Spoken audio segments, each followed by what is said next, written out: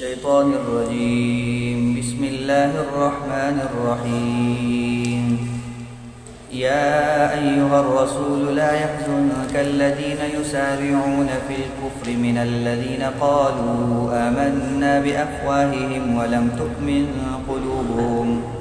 ومن الذين هادوا سماعون للكذب سماعون لقوم آخرين لم يأتوك يحرفون الكلم من بعد مواضعه يقولون إن أوتيتم هذا فخذوه وإن لم تؤتوه فاحذروا ومن يرد الله فتنته فلن تملك له من الله شيئا أولئك الذين لم يرد الله أن يطهر قلوبهم لهم في الدنيا خزي ولهم في الآخرة عذاب عظيم. سماعون للكذب أكالون للسحت فإن جاءوك فاحكم بينهم أو أعرض عنهم وإن تعرض عنهم فلن يضروك شيئا وإن حكمت فاحكم بينهم بالقسط إن الله يحب المقسطين. وكيف يحكمونك وعندهم التوراة فيها حكم الله ثم يتولون من بعد ذلك وما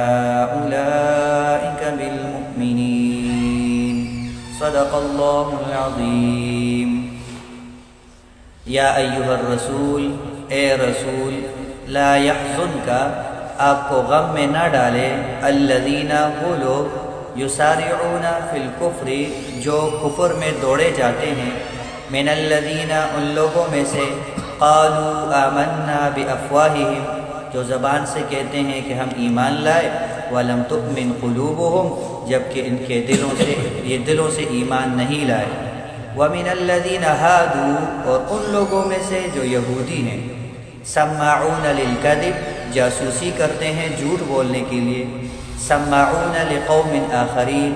یہ جاسوس ہیں ایک ایسی جماعت کے، لم یأتوک، جو آپ کے پاس نہیں آئی، یحرفون الکلمہ، یہ باتوں کو بدلتے ہیں، من بعد مواضعہ، بعد اس کے اپنی جگہ پر آنے کے، یقولون، کہتے ہیں، ان اوتیتم ھذا، اگر تمہیں یہ حکم دے دیا جائے، فخذوہ، تو اس کو لے لو، وَإِن لَّمْ تُؤْتَوْهُ، اور اگر یہ حکم نہ دیا جائے، فاحذروا، تو اس سے بچو، وَمَن يُرِدِ اللَّهُ فِتْنَةً، جس کو اللہ آزمائش میں ڈالے، فَلَن تَمْلِكَ لَهُ مِنَ اللَّهِ شَيْئًا، فَلَن تَمْلِكَ لَهُ، تو آپ اس کے لیے مالک نہیں ہیں، مِنَ اللَّهِ، اللہ کے سامنے، شَيْئًا، ذرہ برابر، اولئک الذین، یہ وہی لوگ ہیں، لم یرد اللہ ان یطہر قلوبہم، کہ اللہ نے ارادہ نہیں کیا کہ ان کے دلوں کو پاک کر دے، لہم فی الدنیا خزی، ان کے لیے دنیا میں رسوائی ہے، ولہم فی الآخرۃ عذاب عظیم، اور ان کے لیے آخرت میں بہت بڑا عذاب ہے. سماعون للکذب، یہ جاسوسی کرتے ہیں جھوٹ کے لیے، اکالون للسحت، خوب حرام مال کھاتے ہیں، فَإِن جَاءُوكَ، بس اگر وہ آپ کے پاس آ جائیں، فَاحْكُم بَيْنَهُمْ، آپ ان کے درمیان فیصلہ فرما دیجئے، او اعرض عنہم، یا ان سے اعراض کیجئے، وَإِن تُعْرِضْ عَنْهُمْ، اور اگر آپ اعراض کریں گے، فَلَن يَضُرُّوكَ شَيْئًا، یہ آپ کو ذرہ برابر نقصان نہیں پہنچا سکتے، وَإِن حَكَمْتَ، اور اگر آپ فیصلہ کریں گے، فَاحْكُم بَيْنَهُمْ بِالْقِسْطِ، تو ان کے مابین فیصلہ کریں انصاف کے ساتھ، ان اللہ یحب المقسطین، بے شک اللہ تعالیٰ انصاف والوں کو پسند کرتے ہیں. وَكَيْفَ يُحَكِّمُونَكَ، اور یہ آپ سے کیسے فیصلہ لیتے ہیں، وَعِندَهُمُ التَّوْرَاةُ، جب ان کے پاس تورات موجود ہے، فِيهَا حُكْمُ اللَّهِ، جس میں اللہ کا حکم بھی ہے، ثُمَّ يَتَوَلَّوْنَ مِن بَعْدِ ذَلِكَ، پھر وہ اس کے بعد پیٹھ بھی پھیرتے ہیں، وَمَا أُولَئِكَ بِالْمُؤْمِنِينَ، اور یہ لوگ ایماندار نہیں ہیں. ان تین آیات کے اندر مدینہ کے اندر یہود اور منافقین کے کچھ دو واقعات کے پس منظر میں ان کی کچھ خباثت اور کچھ کمزوریوں کو بیان فرمایا ہے، اور وہ بنیادی دو اہم واقعات جیسے پیش آئے تھے. واقعات تو لمبے ہیں، خلاصہ اس کا عرض کر دیتا ہوں کہ مدینہ کے اندر بھی کچھ یہود کی بستیاں آباد تھیں، بنو قریظہ، بنو نذیر اور بنو قینقاع. بنو نذیر اور بنو قریظہ یہ دو قبائل زیادہ مشہور ہیں. ان کے مابین آپس میں دیت وغیرہ سے متعلق کچھ معاہدہ ہوا تھا جو تورات کے احکام کے بھی خلاف تھا اور دین اسلام کے بھی احکام کے خلاف تھا۔ اور وہ معاہدہ یہ ہوا تھا کہ بنو نذیر والے جو تھے مالی لحاظ سے مضبوط تھے، اور بنو قریظہ ان کے مقابلے میں ذرا کمزور تھے خاندانی اور مالی لحاظ سے۔ تو انہوں نے معاہدہ آپس میں صلح کا ایسا کیا تھا کہ بنو نذیر نے جو تکڑے تھے انہوں نے دوسرے بنو قریظہ والوں کو بتایا تھا کہ اگر کہیں ہمارے آپس میں باہم لڑائی ہو جائے یا کچھ اونچ نیچ ہو جائے تو جتنا تاوان آپ پہ بنتا ہے اگر وہ نقصان ہماری طرف ہوگا تو اس کا دگنا تاوان آپ دیں گے۔ مثال کہ اگر ہماری طرف سے اگر آپ کا کوئی آدمی قتل ہوتا ہے تو ہم اس کے بدلے جان نہیں دیں گے آپ کو، ویسے تو جان کے بدلے جان ہے، لیکن آپ اس کے بدلے ہمارے کسی آدمی کو نہیں ماریں گے، ہم خون بہا کچھ قیمت آپ کو دے دیں گے، کچھ کھجوریں 70 وسق ایک وسق کے اندر کچھ 5 من کی یا اس طرح کی کچھ کھجوریں آتی ہے، خاص پیمانہ تھا اس زمانے کا۔ بہرحال انہوں نے کہا کہ ہم آپ کو اتنی کھجوریں دیں گے، ہم آپ کو آدمی نہیں دیں گے، لیکن اگر آپ کے کسی آدمی نے ہمارے بندے کو قتل کر دیا تو پھر اس کے بدلے میں ہم آپ کے 2 آدمی ماریں گے، کیونکہ ہم تکڑے ہیں۔ اسی طرح اگر ہمارے کسی آدمی نے اگر آپ کے کسی آدمی نے ہمارے کسی خاتون کو مار دیا تو خاتون کے معاملے میں ہم اس کے بدلے بھی آپ سے مرد ماریں گے اس کے بدلے میں۔ یا اسی طرح اگر کیا ہے آپ کی طرف سے کوئی ایسی زیادتی آتی ہے یا ہماری طرف سے کوئی ایسا جرم آ جاتا ہے، بنو نذیر والے کہہ رہے تھے کہ اگر آپ کو صرف 70 وسق یعنی مالی کھجوریں دینی ہے تو وہی جرم اگر آپ کی طرف سے ہوگا تو آپ ہمیں اس کا دوہرا تاوان دیں گے۔ اگر ایک جرم میں ہم آپ سے 70 وسق کھجور لیتے ہیں، وہی جرم اگر آپ کی طرف سے ہوا تو ہم آپ سے 140 لیں گے دوہرا، کیونکہ ہم تکڑے ہیں۔ تو اسی خون بہا کی کسی قضیے میں ان کے آپس میں ایک آدمی قتل ہوا تھا، اور اسی سلسلے میں ان کے آپس میں ظاہر بات ہے بنو نذیر والے پھر اسی طرح دوہرے بدلے کا مطالبہ کر رہے تھے کہ ایک آدمی کے بدلے دو آدمی مارے جائیں گے، لیکن ان کے درمیان کوئی جرگہ اور ایسا ہوا، کوئی صورت ایسی بنی کہ انہوں نے کہا کہ کوئی بیچ کا راستہ نکال لیں۔ تو اس دوران مدینہ منورہ میں رسول اللہ صلی اللہ علیہ وسلم آ چکے تھے، اور میثاق مدینہ کی وجہ سے یہ آپس میں تمام قبائل اس معاہدے کی وجہ سے پابند تھے کہ جنگ بندی ہوگی، آپس میں لڑائی نہیں کریں گے۔ تو کچھ ان کے جرگے کے اندر یہ صورت آئی کہ اس طرح کرتے ہیں کہ کچھ آدمیوں کو منتخب کر کے محمد سے فیصلہ کراتے ہیں، یعنی نبی کریم صلی اللہ علیہ وسلم۔ اب ان کا دین تو نہیں مانتے، لیکن ان سے فیصلہ کراتے ہیں کہ اس قضیے کا حل کیا ہوگا۔ تو بنو قریظہ والوں کی تو چاہت یہ ہے کہ فیصلہ وہاں سے ہو جائے، کیونکہ ان کو تو پتہ تھا کہ وہاں سے فیصلہ انصاف کا ہی آئے گا، تو ان کو اور زیادہ خوشی ہو جائے۔ لیکن کیا انہوں نے ایسا کہ چونکہ بنو نذیر والے تھے سیاسی طور پر بھی مضبوط، مالی طور پر بھی مضبوط، خاندانی لحاظ سے بھی مضبوط، انہوں نے اپنے کچھ یہودیوں کو ایسا منتخب کر رکھا تھا پہلے سے کہ جو منافقانہ طور پر آ کے رسول اللہ صلی اللہ علیہ وسلم کے سامنے حاضر ہوتے تھے کہ ہم مسلمان ہیں۔ تو ان کو بتایا کہ تم پہلے سے جا کر تم تو ویسے ان کے ہاں رہتے ہو کہ ہم مسلمان ہیں، ان سے ذرا معلوم کرو کہ یہ قتل کے بارے میں دیت کے کیا احکام ہے اور آپ کے ہاں انصاف کا فیصلہ کیا ہے، ذرا ہمیں پہلے سے سوچ معلوم ہو جائے تاکہ اس کے بعد ہم جرگے کے طور پر فیصلہ ان کے پاس لے جائیں۔ تو اس میں انہوں نے یہ کہا تھا کہ وہاں جا کے تم یہ معلوم کر لینا اگر یہ فیصلہ ہمارے حق میں آتا ہے، یعنی بنو نذیر والے جو تگڑے تھے، اگر فیصلہ ہمارے حق میں آتا ہے تو پھر وہی فیصلہ لا کے ہمیں بتا دینا اور ہم یہاں سے جرگہ لے جائیں گے اور وہی فیصلہ اپنے حق میں کرا دیں گے۔ لیکن اگر فیصلہ ہمارے حق میں نہیں آتا فاحذروہ، تو اس کو پھر چھوڑ دو، پھر یہاں بیان نہیں کرنا، پھر ہم نے ان کے پاس نہیں جانا۔ تو یہ انہوں نے جاسوسی کے لیے ایک گروہ اسلام کے نام پر مسلمان بنا کر مسلمانوں کے اندر گھسایا تھا تاکہ وہاں سے مسلمانوں کی سوچ معلوم ہو جائے کہ اس قضیے میں ان کا فیصلہ کیا ہے۔ ایک واقعہ تو یہ ہوا تھا۔ دوسرا واقعہ ہوا تھا زنا کی رجم کے حوالے سے خیبر کے اندر۔ خیبر ظاہر بات اطراف میں ہے عرب کے، تو وہاں یہ فیصلہ ہوا کہ انہوں نے کہا کہ اب ان کی سزا کیا ہوگی۔ تو تورات کے اندر بھی اصل سزا یہی تھی کہ ان کو رجم کیا جائے، سنسار کیا جائے، پتھر مار کر ان کو مار دیا جائے اگر شادی شدہ ہو۔ لیکن تورات کے اندر پھر یہودی علماء نے اور کچھ ان کے سیاسی رہنماؤں نے تورات کے اندر اس فیصلے کو بدل دیا تھا، اور اس کی تبدیلی کا پس منظر یہ تھا کہ یہی جرم ان کے کسی شہزادے سے ہوا تھا، سے جو حکمران طبقے سے، تو پھر تورات کے مطابق اگر ان کو سنسار کرتے، رجم کرتے، تو وہ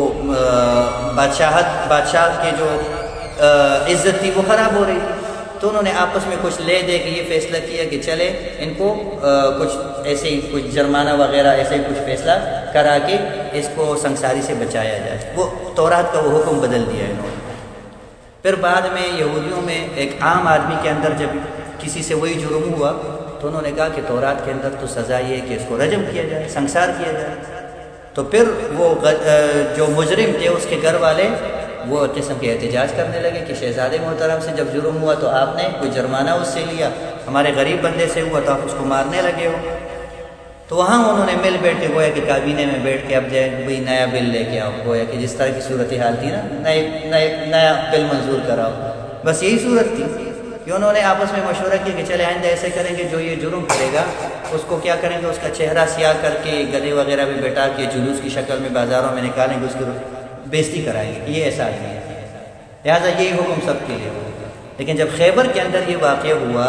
تو پھر اس صورت میں انہوں نے رسول اللہ صلی اللہ علیہ وسلم کے پاس ایک وفد بھیجا کہ وہاں جا کر معلوم کریں کہ ان کے ہاں اس جرم کی سزا کیا ہے۔ یہ دو واقعات ہوئے۔ تو ان دونوں واقعات کو یہاں اللہ تعالیٰ بیان فرماتے ہیں کہ سماعون للکذب، کچھ جاسوس آتے ہیں منافقانہ طور پر مسلمان ہو کر، یہاں آ کر آپ کے ذہن کو اور آپ کے فیصلے کو معلوم کر کے وہاں جا کر جھوٹ موٹ کا کوئی واقعہ گڑنا چاہتے ہیں۔ یا اسی طرح سماعون لقوم آخرین، یہ اور لوگوں کے لیے، خیبر والوں کے لیے، وہ خود تو یہاں نہیں آتے لیکن اس کے لیے جاسوس بن کر یہاں آتے ہیں کہ دین اسلام کا مسئلہ ہمیں معلوم ہو جائے کہ ان کی طرف سے شریعت میں سزا کیا ہے۔ اور یہ سزا معلوم کرنا در حقیقت ان کی نیک نیت ہی نہیں ہے، یہ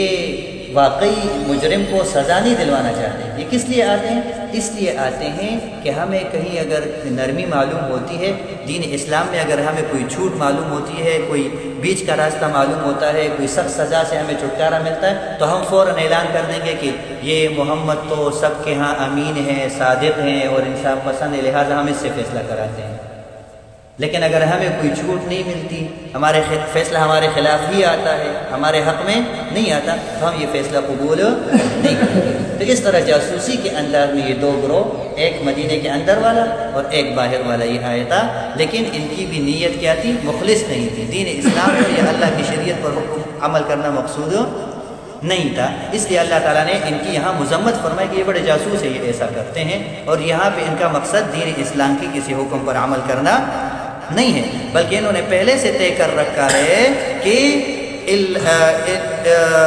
یقولون ان اوتیتم ھذا فخذوہ،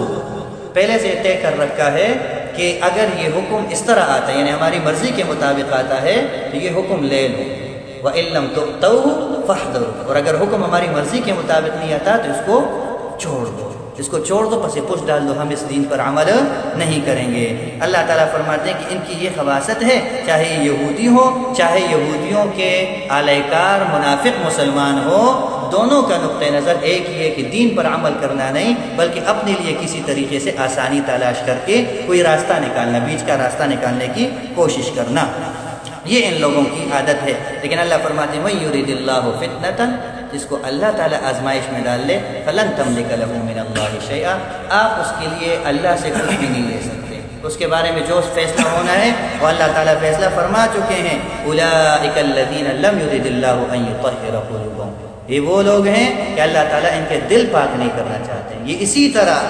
طرح نفسانی خواہشات، نفس پرستی، خواہش پرستی، تن آسانی، سہولت پسندی کے چکر میں دین کا مذاق اڑائیں گے، دین کے ساتھ یہ کبھی بھی مخلص نہیں ہوں گے۔ لہم فی الدنیا خزی، ایسے لوگوں کے لیے دنیا میں بھی رسوائی ہے، کیونکہ ظاہر بات ہے کہ در بدل جا رہے ہیں، کبھی ادھر جرگے ہو رہے ہیں، کبھی ادھر جرگے ہو رہے ہیں، کبھی یہاں جاسوس بھیج رہے ہیں، کبھی وہاں جاسوس بھیج رہے ہیں، تو کتنی رسوائی کی بات ہے۔ اور مسلمانوں کو پتہ بھی چل رہا ہے کہ یہ لوگ کس نیت سے آ رہے ہیں، تو دنیا کے اندر بھی رسوائی ہے، اور آخرت میں تو ہے ہی ان کے لیے سخت عذاب۔ یہ لوگ جھوٹ سننے کے عادی ہیں، جاسوسیوں کے عادی ہیں۔ سماعون للکذب کے دو ترجمے، جھوٹ سننے کے عادی ہیں، جاسوسی کے عادی ہیں۔ یہ یہودیوں کی خباثت، جھوٹ سننا، کہ جھوٹی بات ہو، پروپیگنڈا ہو، ایک ہلچل ہو، ایک سنسنی ہو معاشرے کے اندر، یہ یہودیوں کی عادت ہے۔ خوف و ہراس ہو یا کسی بھی، بس معاشرے کے اندر ایک سنسری ہونی چاہیے، کوئی پروپیگنڈا ہونا چاہیے، کوئی ایسی مہم ہونی چاہیے کہ بس لوگ ایک بیانیہ کے پیچھے پڑ جائیں، وہ کچھ دب جائے تو نیا بیانیہ آ جائے، جیسے آج میڈیا کرتا ہے۔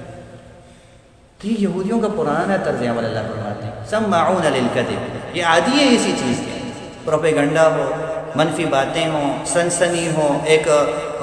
کیا ہے، ایک شور و غوغا ہو معاشرے کے اندر، حقیقت اس کی کچھ بھی نہ ہو، یا حقیقت اگر کسی چیز کی اتنی ہو تو اس کو اتنا بڑا چڑھا کر پیش کیا جائے۔ یہ یہودیوں کی بیماریاں قرآن نے بتائی ہیں، اسی لیے بتائی ہیں کہ بچو اس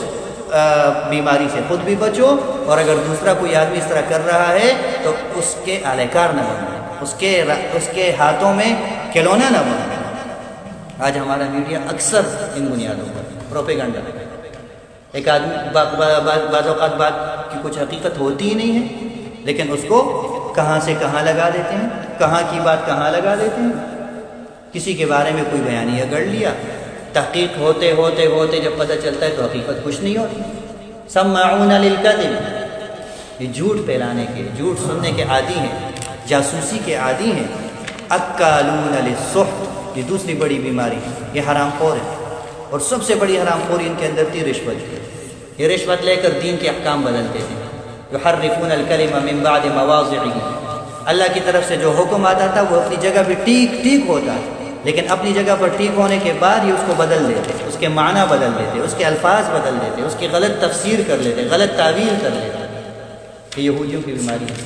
جو دین اسلام کے ساتھ بھی لوگ کر رہے ہیں۔ قرآن کے الفاظ تو نہیں بدل سکتے لیکن تحریف کر رہے ہیں، اس کے غلط تفسیریں بیان کرتے ہیں لوگ۔ یہ یہودیوں کی بیماریاں اللہ نے بتائی۔ فَإِن جَاءُوكَ فَاحْكُم بَيْنَهُمْ أَوْ أَعْرِضْ عَنْهُمْ، چونکہ یہ مخلص ہے نہیں، فیصلہ انہوں نے کرانا نہیں، تو اللہ نے نبی کریم صلی اللہ علیہ وسلم کو اختیار دیا کہ اگر یہ آپ کے پاس آ جائیں تو آپ کے پاس دونوں راستے ہیں، چاہیں تو ان کے درمیان فیصلہ کر لیں جو صحیح انصاف والا فیصلہ ہے، ان کی مرضی کا نہیں، انصاف والا فیصلہ ہے، اور اگر آپ چاہیں تو ان کو بتا دیں کہ میں یہ فیصلہ نہیں کر سکتا کیونکہ آپ کا مقصد فیصلہ کرانا ہے ہی نہیں۔ اور آخر میں اللہ تعالیٰ بڑی تعجب سے ان کو تنبیہ کریں، وَكَيْفَ يُحَكِّمُونَكَ، اے نبی یہ آپ سے فیصلہ کرا بھی کیسے سکتے ہیں، کیونکہ جن معاملات میں آپ سے کے پاس فیصلے کے لیے آ رہے ہیں یہی فیصلہ تورات میں بھی موجود ہے، قتل کا فیصلہ وہاں بھی موجود ہے، زنا کے جرم کی سزا وہاں بھی موجود ہے، یہ اس پر عمل نہیں کر رہے ہیں اور آپ کے پاس آ رہے ہیں، تو مقصد ان کا شریعت پر اور دین پر عمل کرنا نہیں ہے بلکہ اپنے لیے کسی طریقے سے جھوٹ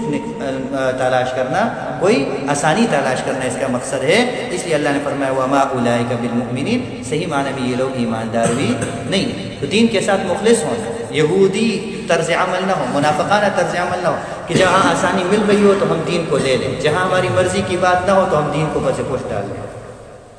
یہ اصل سبق یہ سیکھنا، یہودیوں کا طرز عمل نہ ہو بلکہ دین کا جو حکم ہو اس کے لیے اخلاص سے ہم خود کو پیش کریں کہ جو حکم آئے گا ہم قبول کریں گے، چاہے ہماری مرضی کے مطابق ہو یا نہ ہو، ہماری خواہش کے مطابق ہو یا نہ ہو، لیکن جہاں دین کا حکم ہو وہاں اپنی خواہشات اور نفسیات کو نہیں لیں گے۔ یہ اصل اس بیماری سے خود کو بچانا ہے، رشوت کی بیماری سے خود کو بچانا ہے جو یہودیوں کی بیماری یہاں پہ بیان ہوئی ہے، اس بیماری سے خود کو بچانا ہے۔ مسئلے مسائل معلوم کرنا ہو تو اسی نیت سے معلوم کرنا ہو، کسی سے بھی معلوم کرنا ہو، کتاب سے، کسی عالم سے، کسی دارالفتہ سے، اس نیت سے کہ ہمیں مسئلہ معلوم ہو جائے ہم اس پر عمل کریں،